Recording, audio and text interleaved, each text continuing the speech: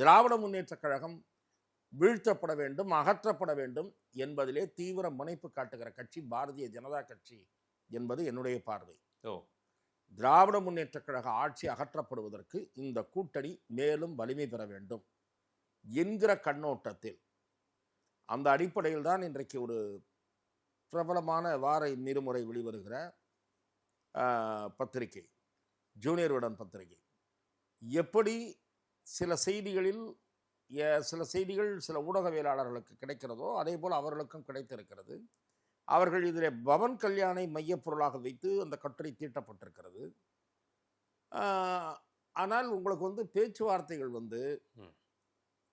அரசியல் கட்சிகளுக்கு வேண்டிய வெவ்வேறு பிரபலமான சிலர், அவர்கள் வெளி உலகத்திற்கு தெரியாதவர்களாக இருப்பார்கள், அவர்கள் கூட நடத்தலாம்.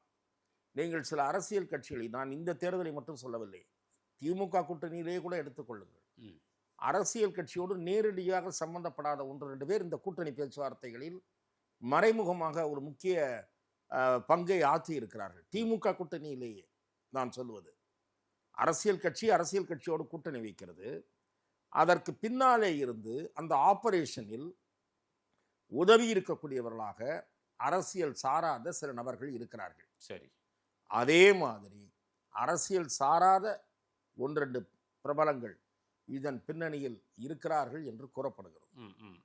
ஆகவே இதை நாம் அடுத்த 1-2 நாட்களில் இது தெரிந்துவிடும். இப்போதைக்கு இது வதந்தி என்று அலட்சியப்படுத்த நான் தயாராக இல்லை.